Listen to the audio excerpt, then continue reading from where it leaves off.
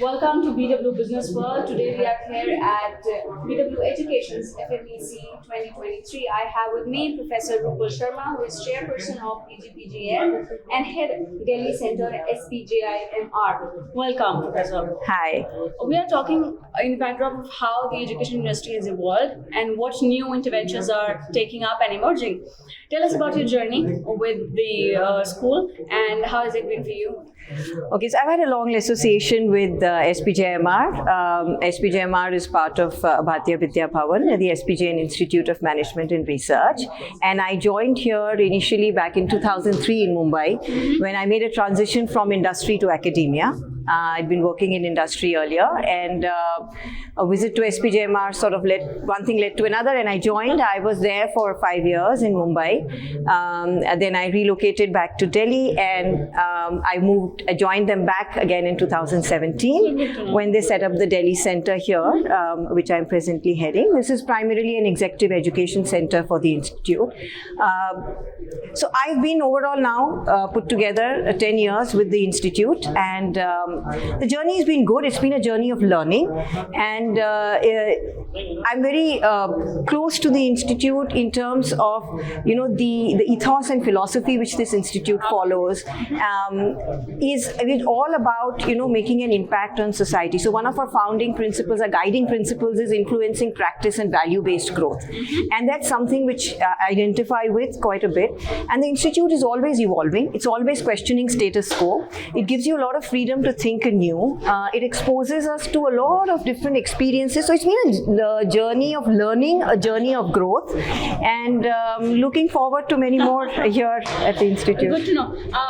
If you talk about specifically B schools, there used to be a certain curriculum earlier, but then with such disruptions amongst be it the curriculums, be it industry, be it the work norms, we are seeing so much of change, and that too on a very, very quick pace.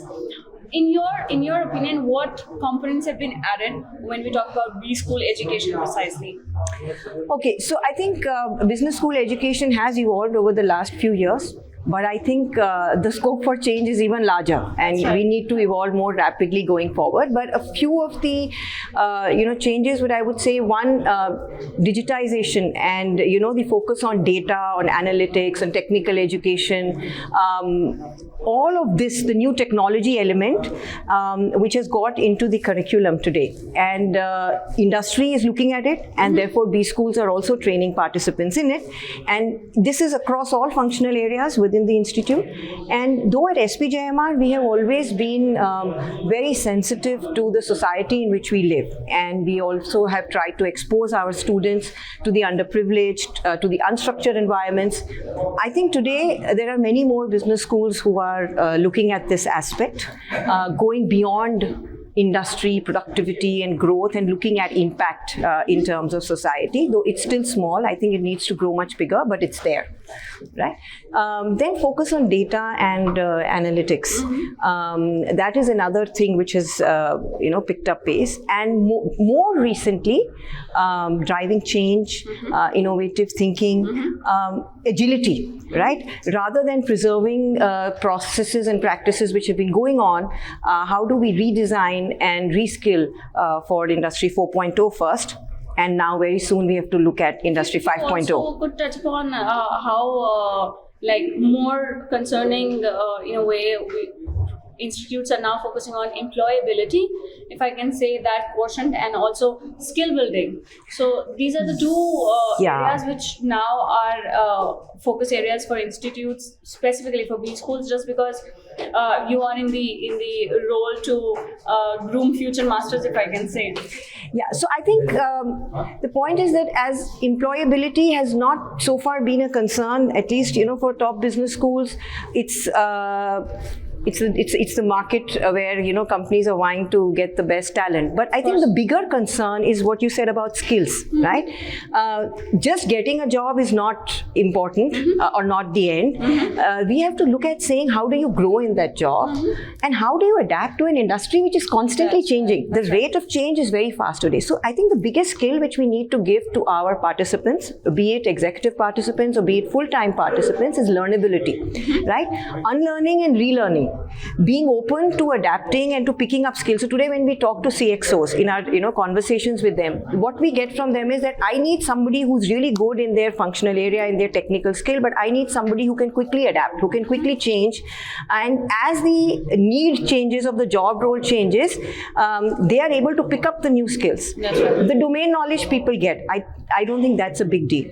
But the ability to keep yourself updated, and today you can learn, so the learning journey has to be continuous. It doesn't stop when you graduate from business school. And teaching them that, giving them that mindset is, I think, the biggest gift that we can give them today. Also the environment and the culture to empower that particular, the habit of learning. As you Absolutely, the habit of learning and learning from everywhere, right? So you need what we say, you have to inculcate a learner mindset and you have to inculcate a growth mindset. So whether you are talking to people, we tell, try to expose our students to different experiences. So our students go and spend, the full-time MBA students, they go and spend 2 months working with NGOs in unstructured environments, right? So you learn from there.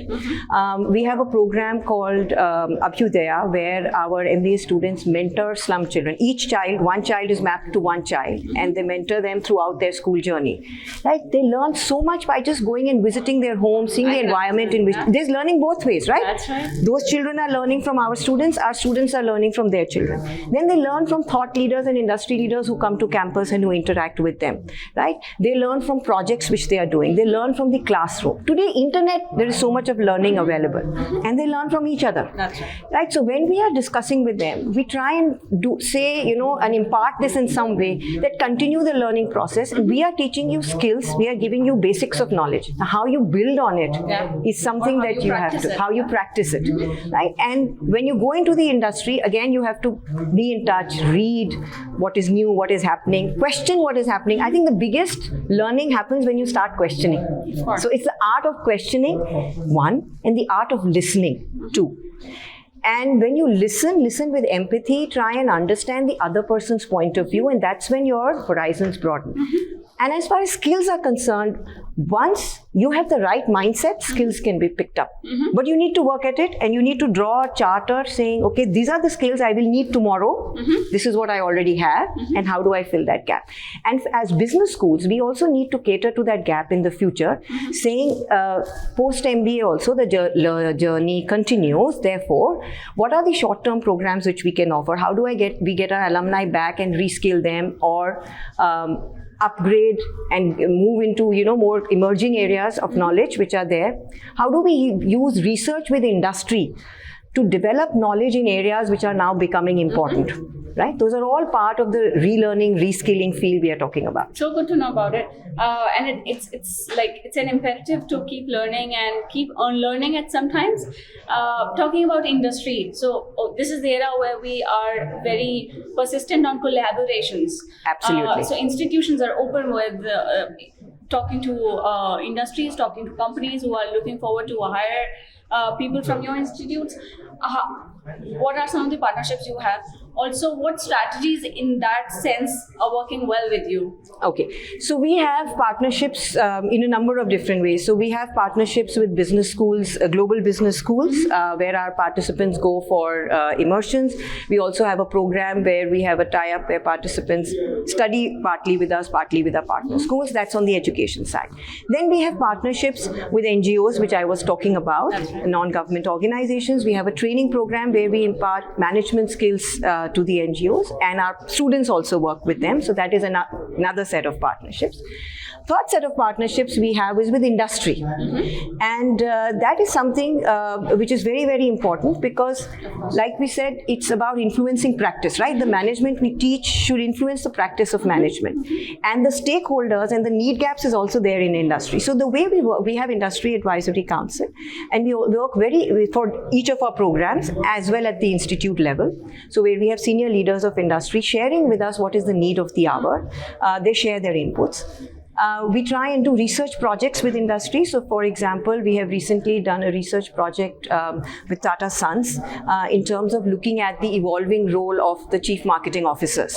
Right? So this is a seminal study, which an area which is relevant to both academia and industry. Right? So we have a thought leadership industry council where we brainstorm with industry leaders.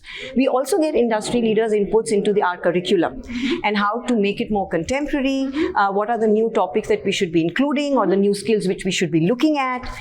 So that is another area. Then we sometimes also partner with them in course delivery, and we frequently invite practitioners into our classroom to discuss.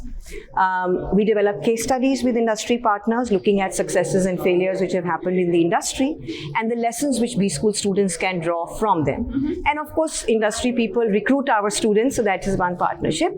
We also have partnerships and tie-ups with many industries to train the executives, right, and give management degrees or diploma programs to them.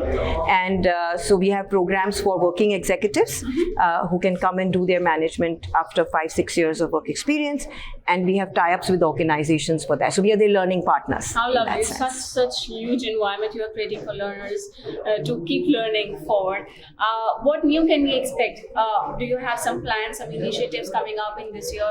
What new can we expect from SPJIMR? So I think, like I said, as an institute, we are always looking at new ways, and we are continuously evolving. So we are looking at how the institute can, expand its impact, reach a larger number of stakeholders. We already have a lot of online programs going on, but we are looking at seeing how we can leverage the digital media even further. That is one. Also deepening our industry connect and designing more programs which are suited to their needs. Right? So we already have a couple of programs that we are looking at saying what are other need areas which we can tap into. And going forward, see, we are living in a phygital world today, and we are also living in a world where there is going to be flexibility. Right? So looking at saying how we can interact and maybe build a menu of programs and courses where people can select and choose. Maybe far into the future, it's not something coming up right now, but these are some thoughts which the Institute is brainstorming on. And another area which we are strengthening today is the area of wise innovation, where we are saying, yes, we have to think innovatively, we have to think out of the box, but we also have to be wise in terms of what is the impact we are having, what is the outcome, right? How are we impacting the different stakeholders around us, and where are we creating value? And what as an institute can we contribute in this area, both in terms of research knowledge and practitioner knowledge? That's important. One final question. When we specifically talk about management education, we schools right now are really looking at their curriculums in order to boost students' wisdom. In your opinion, what is that area? Where does the opportunity or potential lies to improve, to go beyond this benchmark? Go beyond the benchmark of management education right now we have. Yeah, I think the potential is to not look at it as managing processes or systems, but to look at it as managing people and look at it as managing the desired outcome, right? So empathy and multi-stakeholder view, an appreciation of multi-stakeholder view, and a development of the sense of empathy, with which we are looking at the environment in which we live in today. I think that's become very important. And that is something which we hope the students going forward will inculcate. I agree. Thank you, Professor Sharma. Thank you for joining in. Thank you so much. Thank you for your time.